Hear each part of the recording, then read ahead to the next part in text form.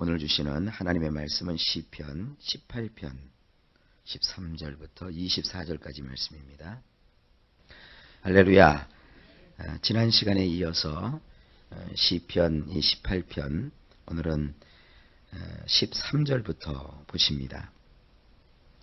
시편 18편은 바로 다윗이 그 모든 원수와 사울의 손에서 하나님에 의하여 건짐을 받고 하나님께서 그를 구원하신 날에 하나님께 노래하며 하나님께 찬송한 내용입니다. 그리고 이 찬송 내용에는 굉장히 비유적이고 상징적인 표현들이 많이 있습니다. 비유와 상징은 어디까지나 비유와 상징으로 봐야지 그걸 아주 특별하게 어떤 의미가 있는 것처럼 봐서는 이상한 일이 벌어지게 됩니다. 어제도 끝부분에 좀 말씀드렸습니다만 하나님께서 다윗을 도우시려고 하늘에서 친히 강림하시는 장면을 요즘 어떤 사람들은 이것은 하나님이 우주인이다. 그래서 우주인이 우주선을 타고 지금 내려오는 것이다. 그래서 마치 진짜 그런 식으로 보면 그런 것 같이 보여요.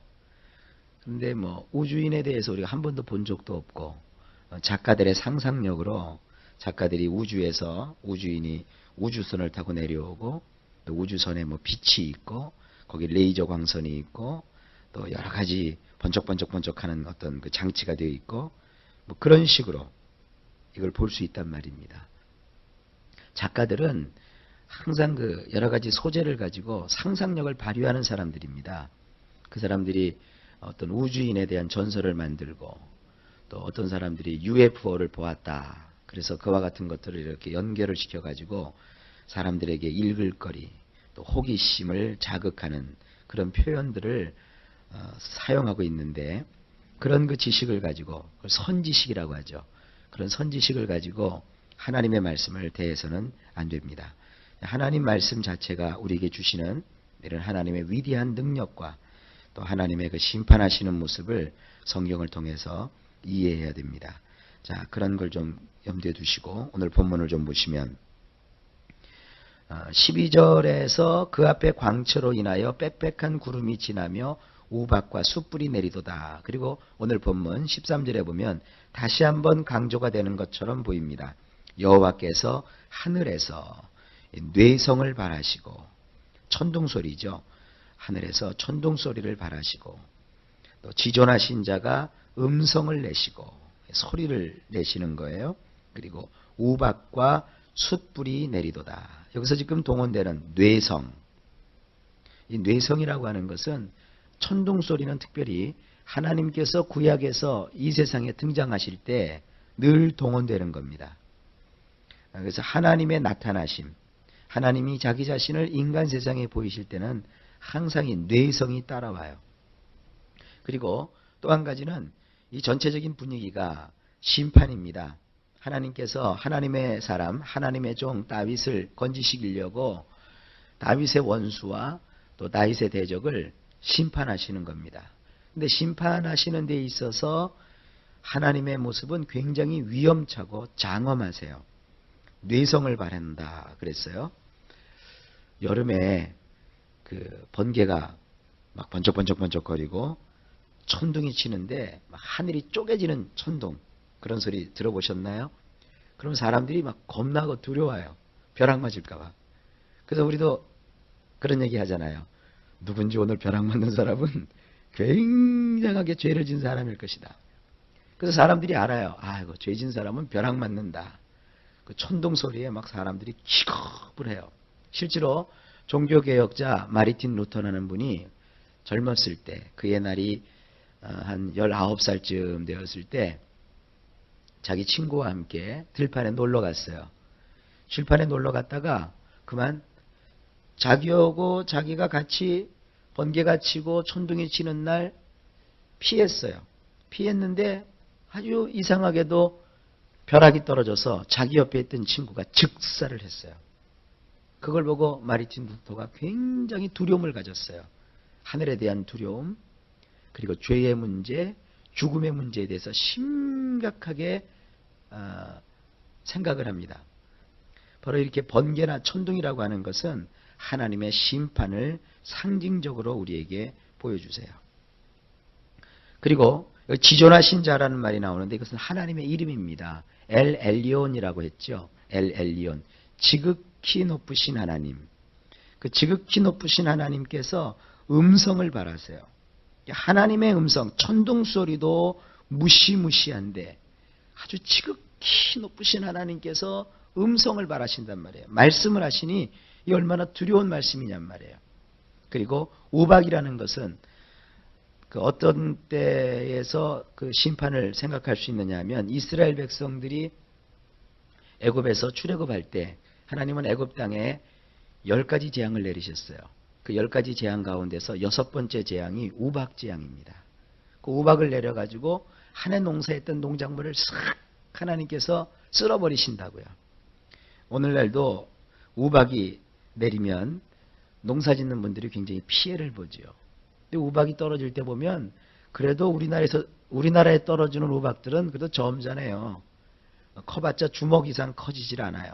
그런데 이 근동 지역, 사막 지역에 떨어지는 우박들은요 엄청나답니다. 그 우박 한 대 맞으면 사람이 죽을 정도로 날씨가 덥고 뜨겁기 때문에 이상기온으로 얼음덩어리가 떨어지는 거잖아요.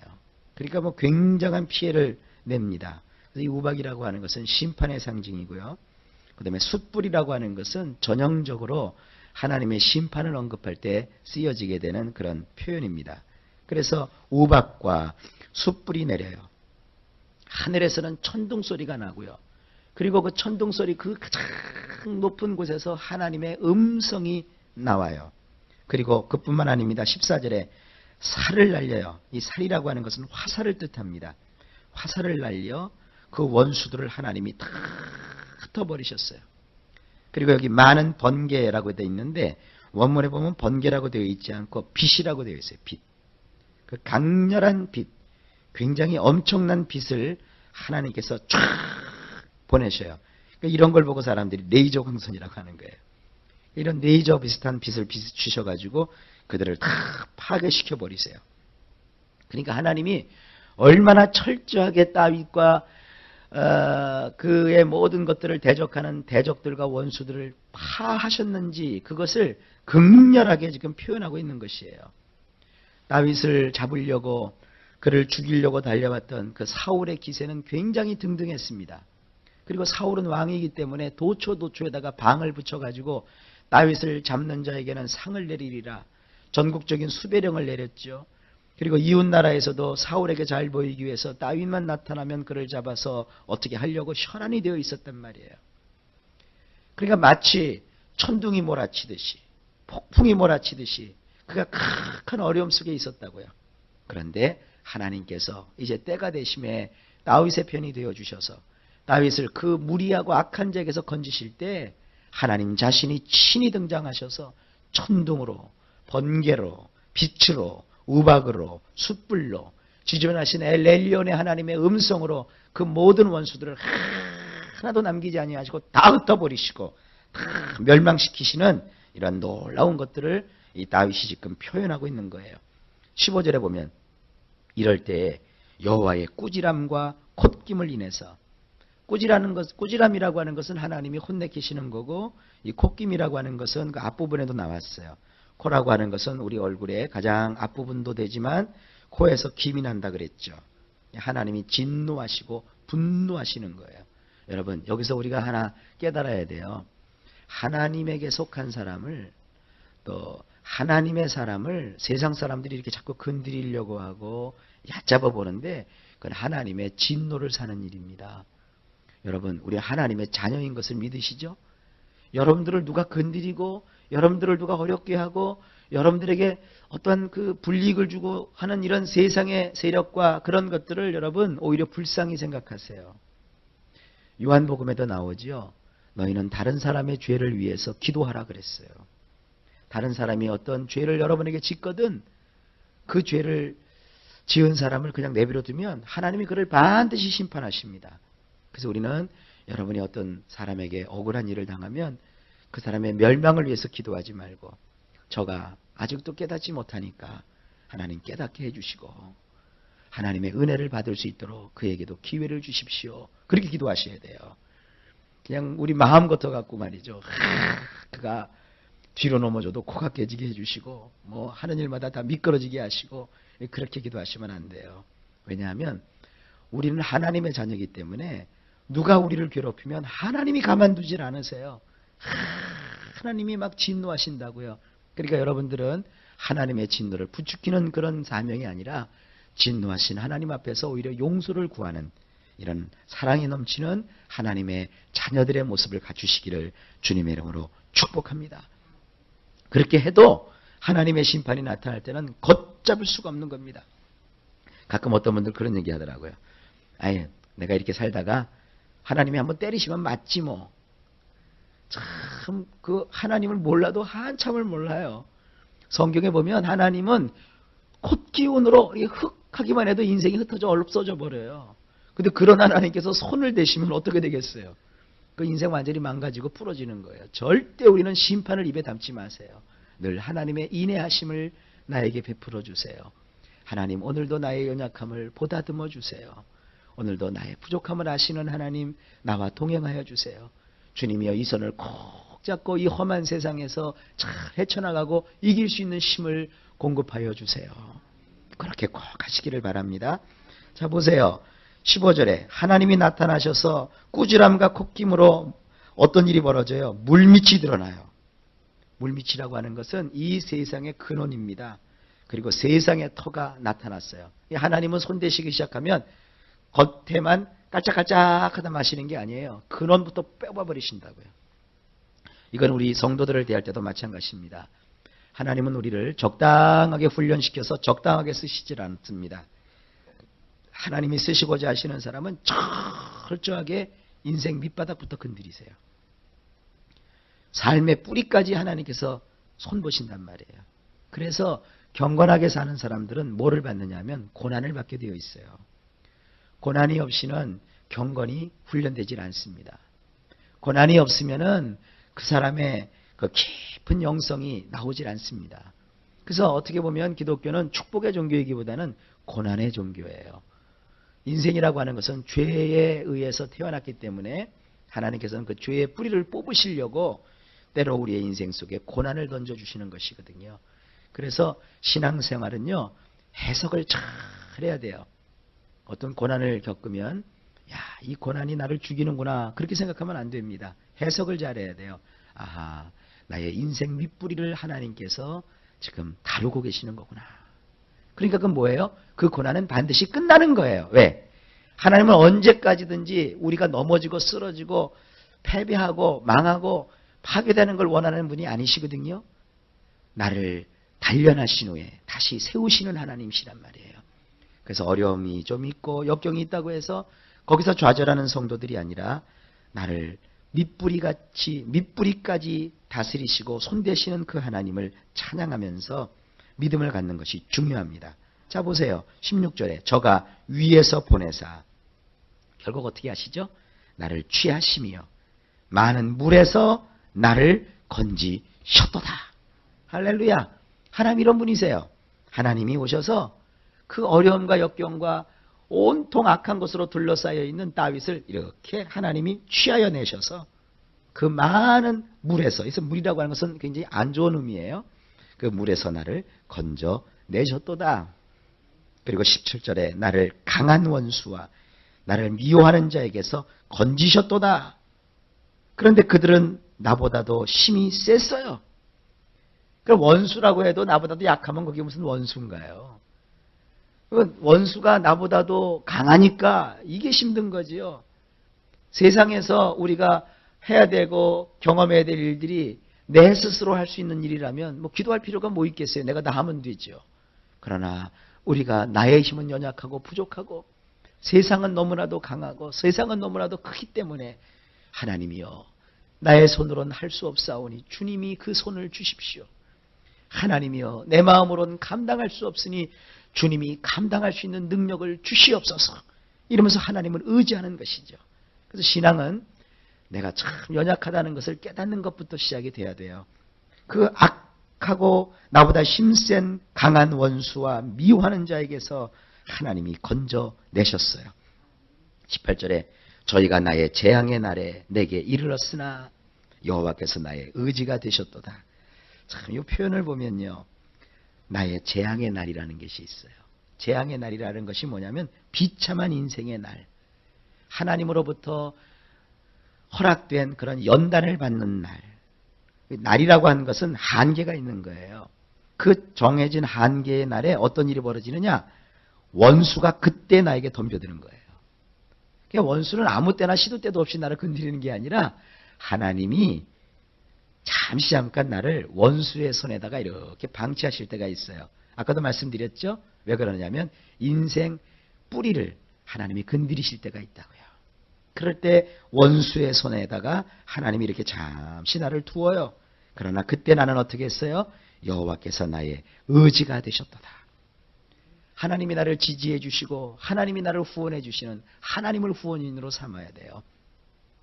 사람들이 그럽니다. 어려운 일을 겪고 힘든 일이 있을 때 누가 나를 도와주나 하고 도와줄 사람을 찾아요. 그게 바보 같은 짓이에요. 도와줄 사람을 찾지 마시고 도와줄 사람을 붙여주시는 하나님을 찾아야지요. 그래서 우리가 어려운 일을 당하면 뭐하죠? 작전 기도를 하잖아요.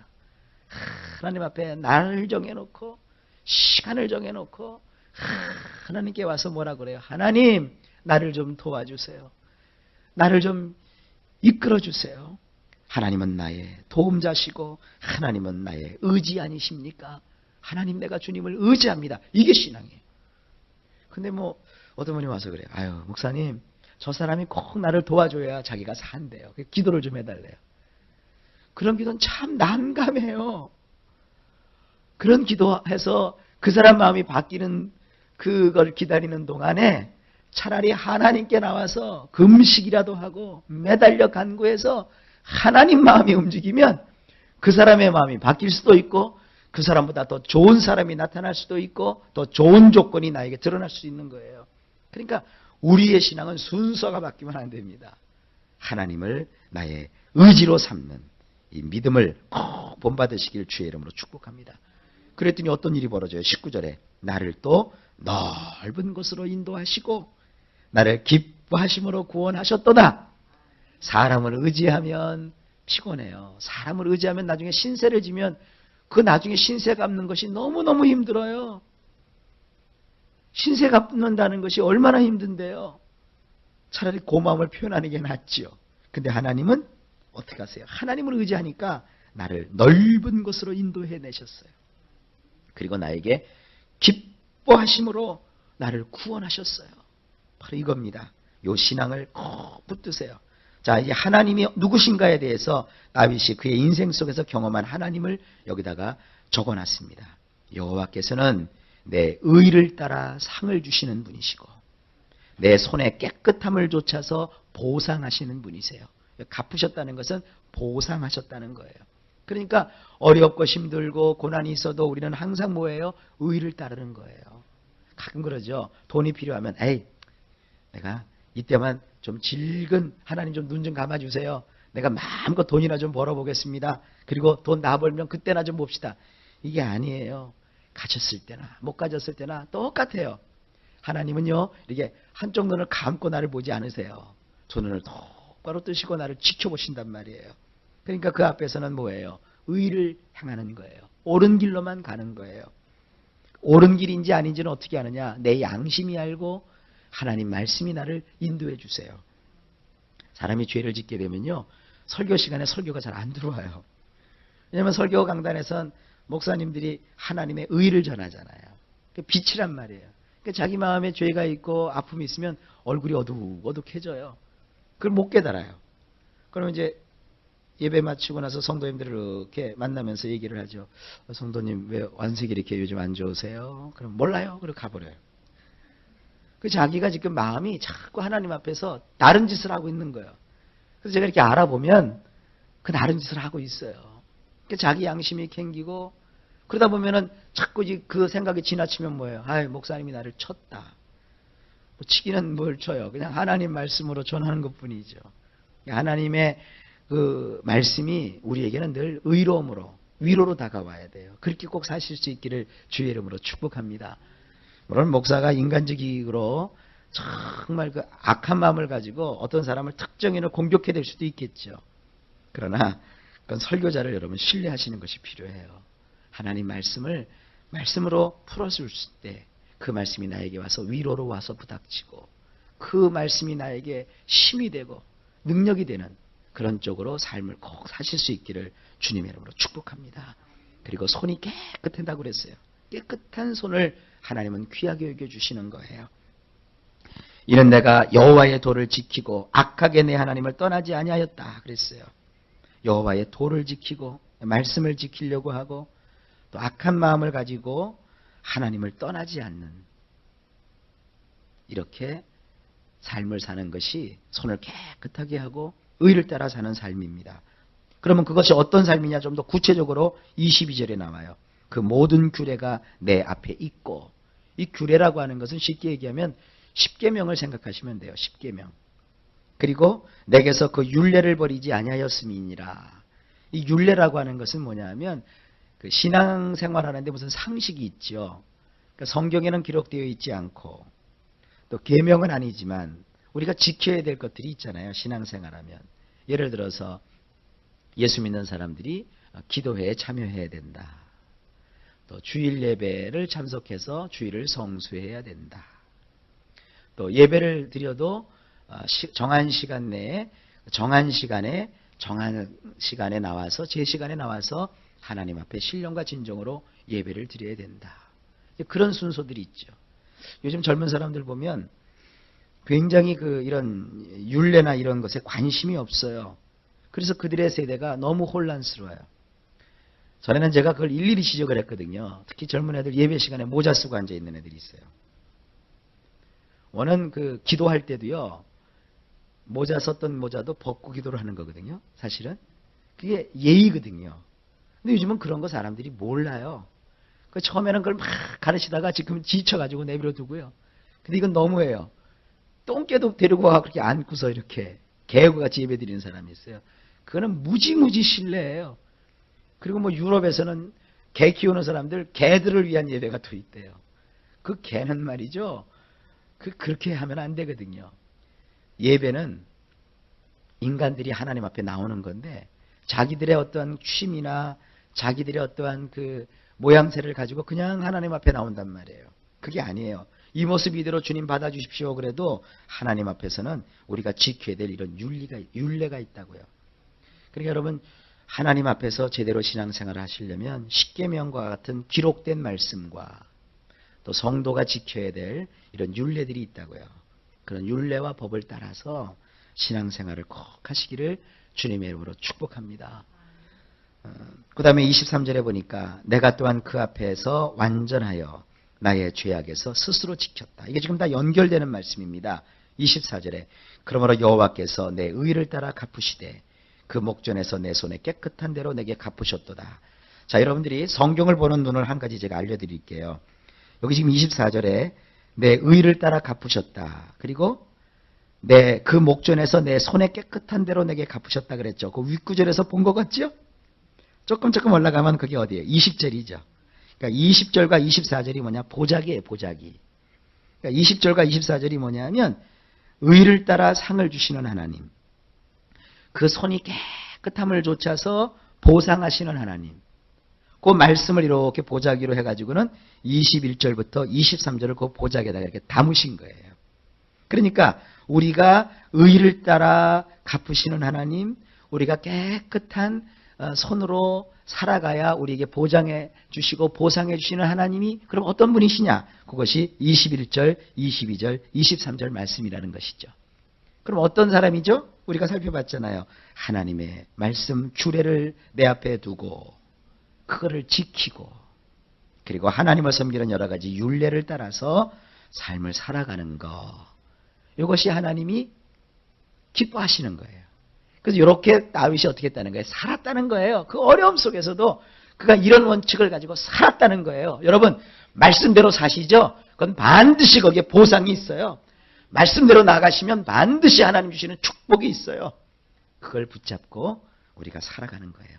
다윗이 지금 그렇게 살았더니 하나님이 나를 이렇게 도와주셨다고 지금 고백하고 있습니다.